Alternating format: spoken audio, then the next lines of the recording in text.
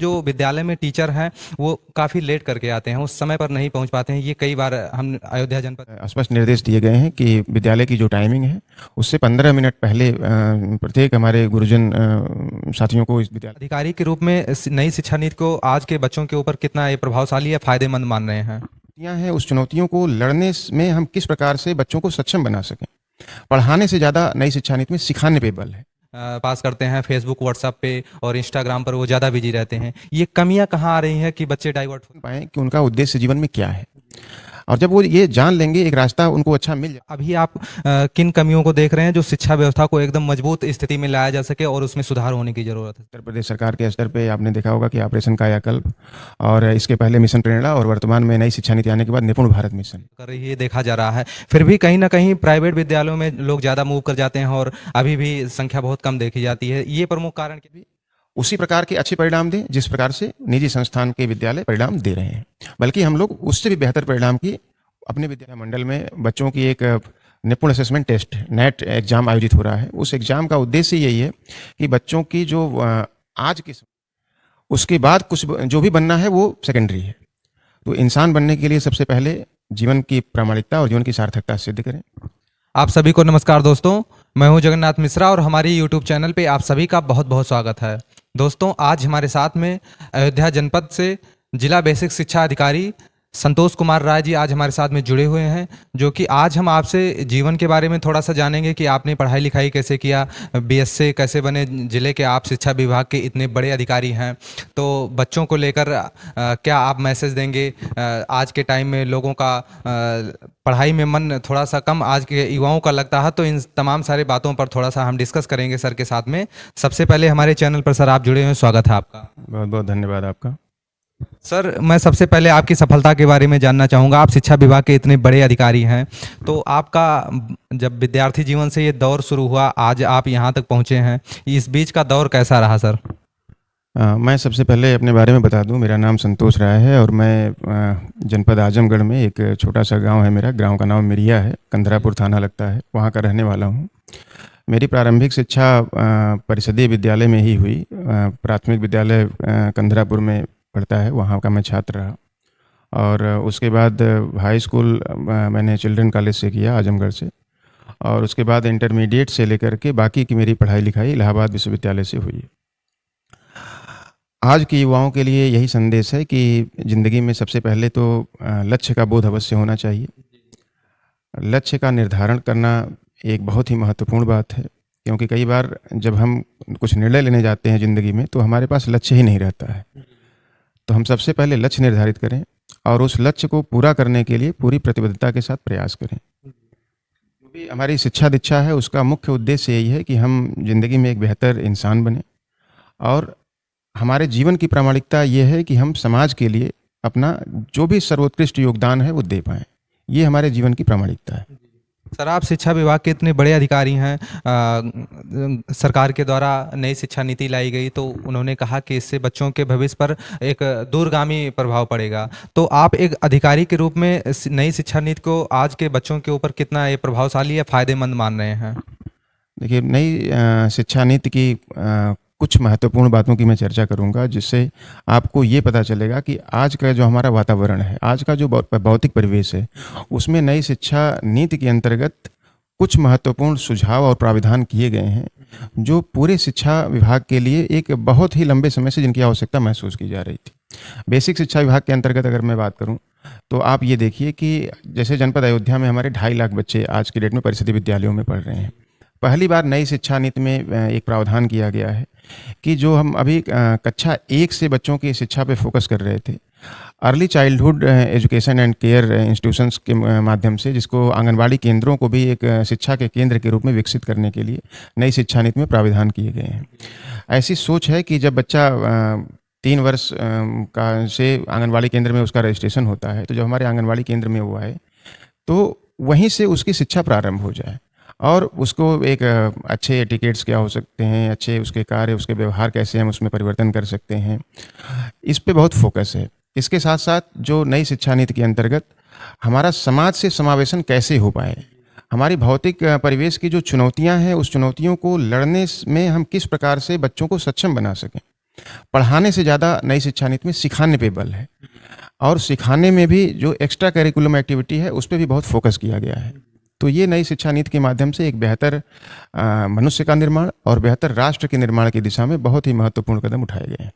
Sir, क्योंकि आज के टाइम में यह देखा जा रहा है कि आज के युवाओं का पढ़ने में मन उतना नहीं लगता, ज़्यादा से ज़्यादा वो सोशल मीडिया पर अपना टाइम पास करते हैं, फेसबुक, व्हाट्सएप पे और इंस्टाग्राम पर वो ज़्यादा बिजी रहते हैं। ये कमियां कहाँ आ रही हैं कि बच्चे डाइवर्ट हो जा रहे हैं सर?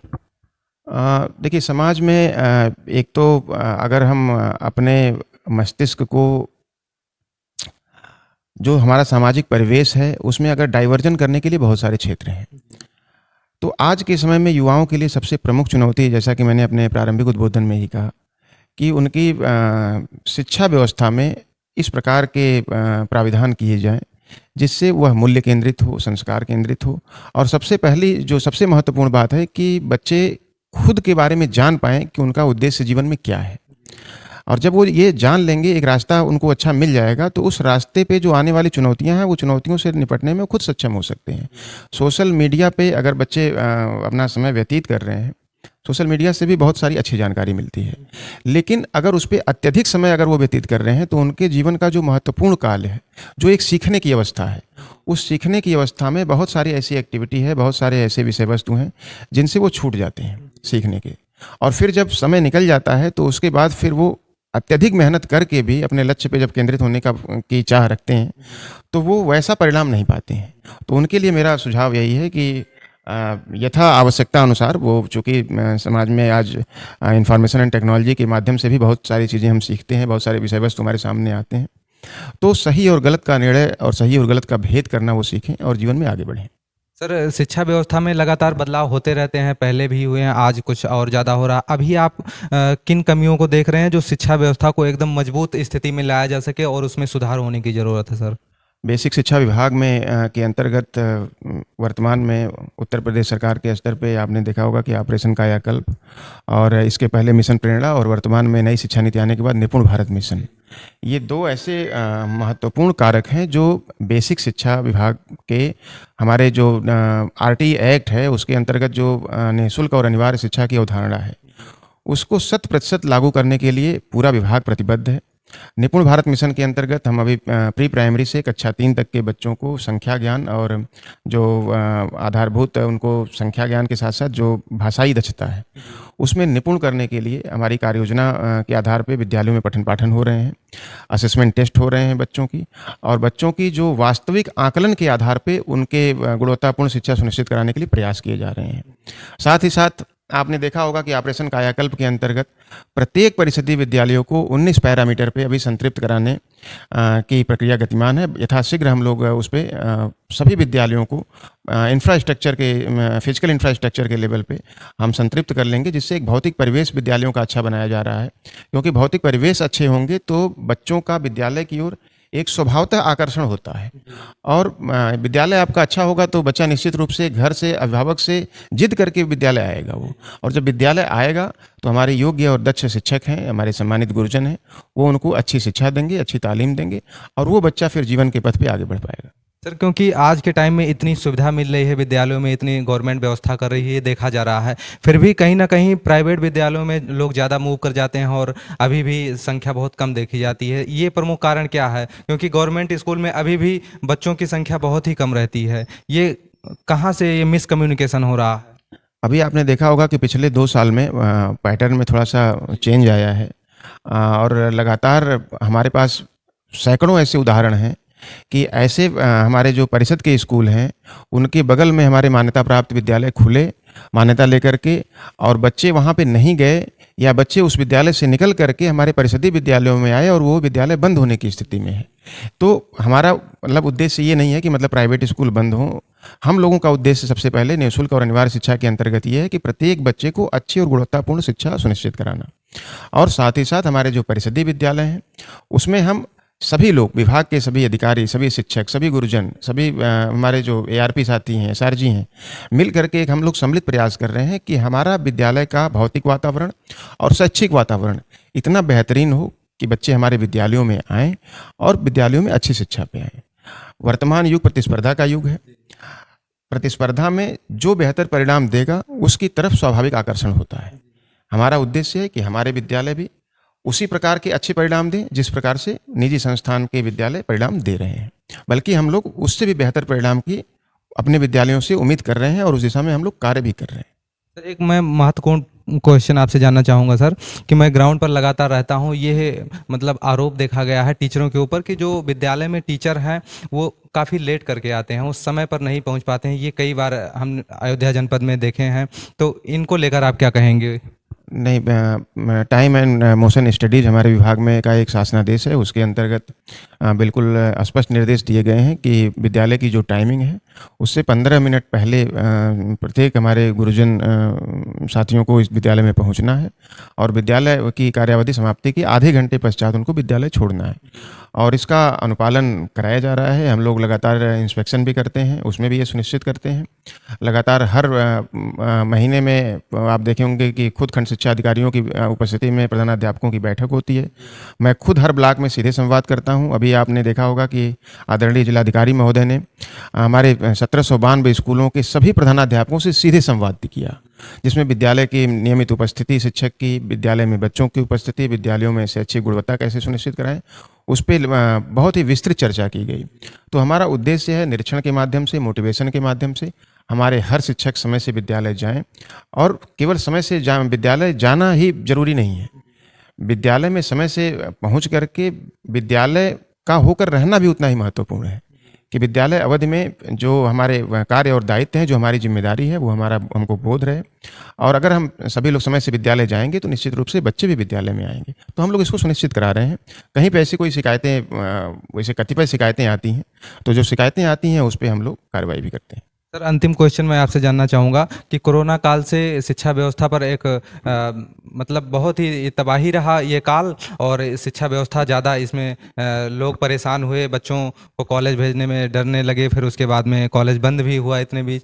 तो अब बहुत सारा मतलब ये चेंज हो गया सर, ऑनलाइन क्लासेस ज़्यादा चलने लगे, फिर उसके बाद में फिजिकल क्लास जाने में डरने लगे। तो इस बीच बच्चों को क्या स्ट्रेटजी रखनी चाहिए जिससे उनको अपने लक्ष्य को पाने में अच्छी सफलता मिले सर? देखिए, कोविड काल में निश्चित रूप से विद्यालय बंद थे, चूँकि बहुत ही व्यापक पैमाने पे बहुत विपरीत परिस्थितियों का सामना हम सभी को करना पड़ रहा था।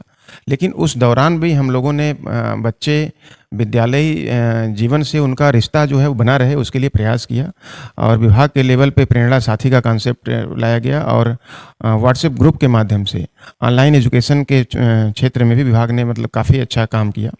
लेकिन फिर भी यह एक तथ्य है कि पिछले 2 सालों में लर्निंग जो लॉस बच्चों का हुआ है और उसको पूरा करने के लिए हम लोग एक समयबद्ध ढंग से एक रणनीति बना करके प्रयास कर रहे हैं। आप अभी देखे होंगे कि अभी आगामी 18 तारीख को हमारे जनपद में या पूरे अयोध्या मंडल में बच्चों की एक निपुण असेसमेंट टेस्ट नेट एग्ज़ाम आयोजित हो रहा है। उस एग्ज़ाम का उद्देश्य यही है कि बच्चों की जो आज के समय में मतलब वर्तमान स्थिति का आकलन करके और एक ग्रेडिंग सिस्टम के माध्यम से आधारशिला क्रियान्वयन संदर्शिका की जो पाठ्य योजना है उसको इम्प्लीमेंट करके विद्यालयों में उस जो लर्निंग लॉस है उसको हम लोग उस गैप को फुलफिल करने का प्रयास कर रहे हैं उसमें। सर, युवाओं के लिए क्या मैसेज है आपका? युवाओं के लिए मैसेज यही है कि ज़िंदगी में सबसे पहले इंसान बनना सबसे महत्वपूर्ण काम है, उसके बाद कुछ जो भी बनना है वो सेकेंडरी है। तो इंसान बनने के लिए सबसे पहले जीवन की प्रामाणिकता और जीवन की सार्थकता सिद्ध करें, उसके लिए जीवन में बेहतर लक्ष्य का निर्धारण करें। लक्ष्य निर्धारित करने के बाद उसमें पूरी प्रतिबद्धता के साथ उसको पूरा करने का प्रयास करें और जब भी जीवन में अगर कोई विपरीत परिस्थिति अगर आ रही है, कोई चुनौतियां आ रही हैं, तो ये संकेत है कि आपका अच्छा समय आने वाला है। तो जो भी चुनौतियां, जो जीवन की में बाधाएं आ रही हैं, तो उसको इस तरीके से समझना है कि यह एक अपने व्यक्तित्व को मजबूत होने का एक बेहतरीन अवसर हमें मिला है और उसको मजबूत करके हम जीवन में आगे बढ़ें। और निश्चित रूप से जो जीवन में इस प्रकार की सकारात्मक सोच रखते हैं उनको सफलता मिलती है और उनका जीवन ही प्रमाणित जीवन होता है। दोस्तों, अभी तक आप सभी अयोध्या जनपद से तेज तर्रार शिक्षा विभाग के बड़े अधिकारी, जिला बेसिक शिक्षा अधिकारी संतोष कुमार राय जी को सुन रहे थे, जो कि हमने बच्चों से उनके कैरियर से रिलेटेड किस तरीके से उनको अपने लक्ष्य के प्रति अग्रसर होना चाहिए, किस तरीके से आगे बढ़ना चाहिए, किस स्ट्रेटजी के साथ में उनको पढ़ाई करना चाहिए, क्योंकि कोरोना काल से शिक्षा व्यवस्था एकदम ध्वस्त हो गई थी, परिस्थितियाँ चेंज हो गई थी। ऐसे बीच में अपने आप को स्टैंड अप करने के लिए क्या स्ट्रेटजी होनी चाहिए, हमने सर से बात किया, क्योंकि सर बड़े शिक्षा विभाग के अधिकारी हैं। इसमें एक बात सामने निकल कर आई है कि आप अपना एक लक्ष्य बनाइए और सबसे पहले आप एक इंसान बनिए और उसके बाद में अपने लक्ष्य को आप मजबूत रखिए, दृढ़ संकल्पित होकर आप उसमें मेहनत करेंगे प्रतिबद्ध तरीके से, निश्चित रूप से आप सभी को सफलता मिलेगी।